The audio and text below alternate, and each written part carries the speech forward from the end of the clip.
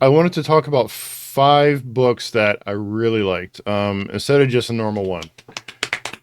Um, the first one, Hollow Chocolate Bunnies of the Apocalypse. Sounds weird. It's it's not really science fiction. It's well, it kind of is. It it's a detective novel that takes place in a world where toys come alive and they talk and they're very adult. They swear, they have sex, they gamble.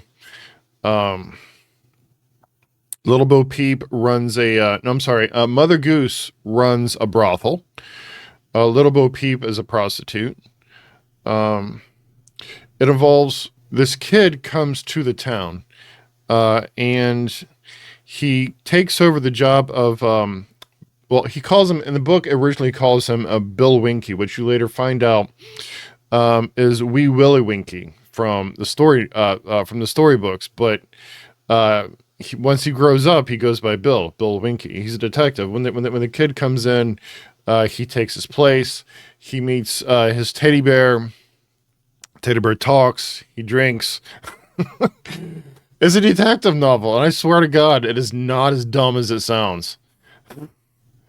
It's called the Hollow Chocolate Bunnies of the Apocalypse. They call it that because with every murder, a hollow chocolate bunny is left at the murder scene, um, as like a calling card, and it is so good. There's a sequel to it, that's also good, just not as good.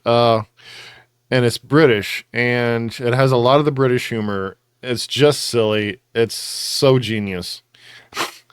That one has to be the first one on my list.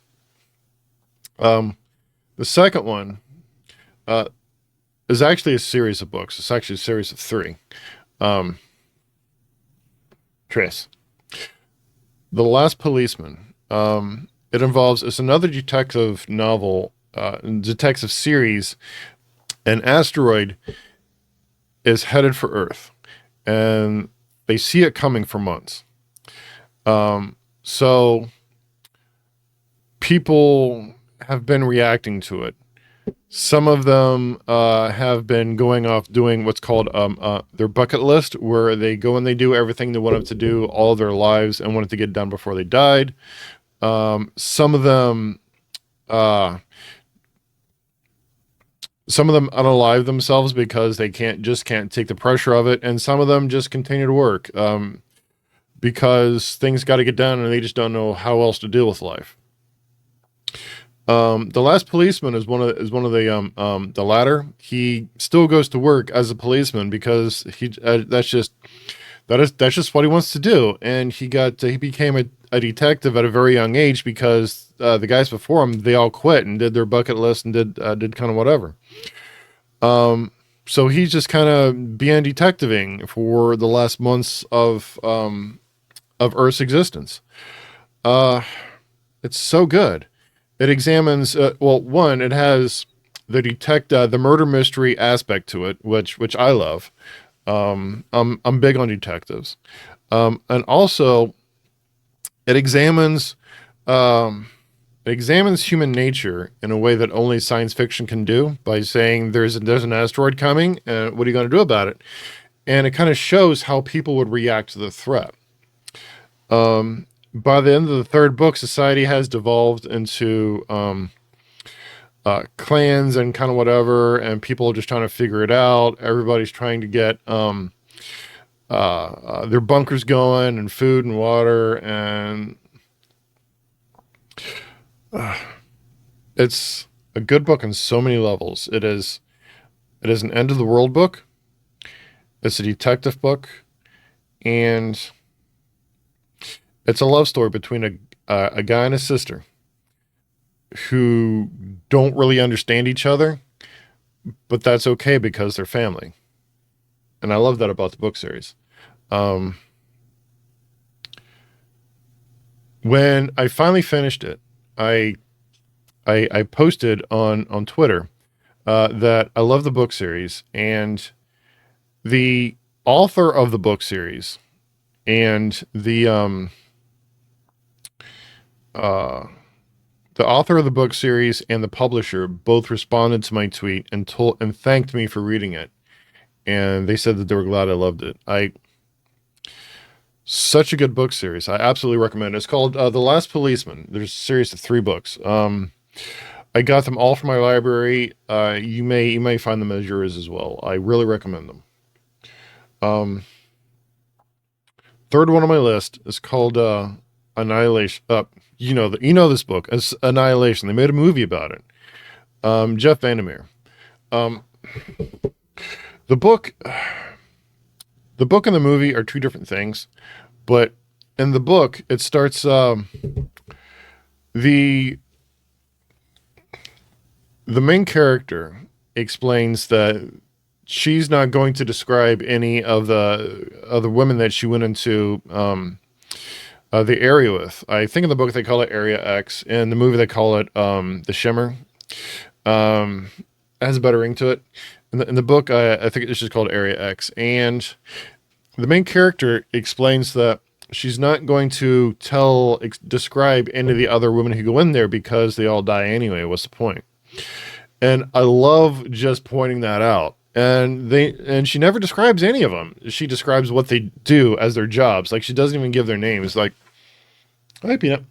Like their names are their jobs. Like there's the archaeologist. I think there's one. There's a geologist. There's a biologist. Where you going? Where you going? Oh, where you going?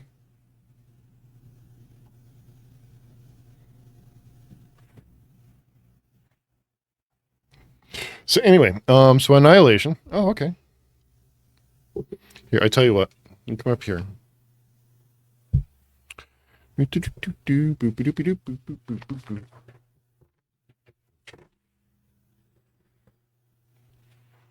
So anyway, it's cosmic horror. If you like that kind of thing. The horror that caused everything was done very well. Was done ambiguous enough and as concrete enough. The main character talks more about the environment and what it's left behind, and the lighthouse becomes a fixture, and it's this constant landmark that they can always see from wherever they were. And there was the lighthouse, and there's this pit that goes directly down. They're in complete opposition to each other. Read this book. Just read this book. Whatever genre you're into, you need to read it. Number 4 on the list, Ratman's Notebooks. I did a video on this a couple of videos back. I might post a link to it if I remember. Ratman's Notebooks is the book that they based the movies Willard and Ben off of. It's about a guy who befriends a horde of rats, and he gets them to do his villainous bidding. At one point, he robs a bunch of places. He steals from a guy's house, from a department store. And at one point, he even murders somebody with these rats. It sounds silly when you say it, but the book is so good. It's very creepy. It's very atmospheric. You feel this guy's pain. You root for him, and you don't even care that he's a villain. You just want him to succeed. So well written. It's just, I won't say anything more about it. Go read it. Just go read it. And the last one on the list is Project Hail Mary. I did do a video about this as well. The book was, if you've ever read The Martian, it is all the good parts about The Martian turned up a notch, done better, and there's more of it. But instead of being stranded on Mars, the main character is in space. And you're leaving now, but that's fine. But instead of being stranded on Mars, the main character is in space, and he wakes up with amnesia, can't remember who he is, where he's from, what he's doing there. The exact way that any good literary agent will tell you never start a book with. Andy Weir starts it that way, and it's awesome. It totally works, because he has to figure out that he's on a spaceship by using science. He sciences his way through space, and he saves the planet. And he's a science school teacher. Exactly the wrong guy for the job. He's done so well. He meets a space alien. He makes friends with him. Wow, you really need to read that book. So that's my 5. I'll probably do another video later on where I talk about more books that I like, but these are the 5 that came to mind when I wanted to do an I like video. Yeah, go read all of them. You're gonna if you have a different opinion about any of these books, leave me a comment down below. I would love to get into a discussion about them. I love talking about books. Whole reason why I'm here. Thanks for sticking around to the end. Visit the gift shop on the way out. Buy one of my books. If you buy me a book, Amazon wishlist is in the description. If you buy me a book, I'll read it. I'll review it. I'll thank you online. Tell everybody how awesome you are. Thanks for watching. Here's a video of my cat. Bye.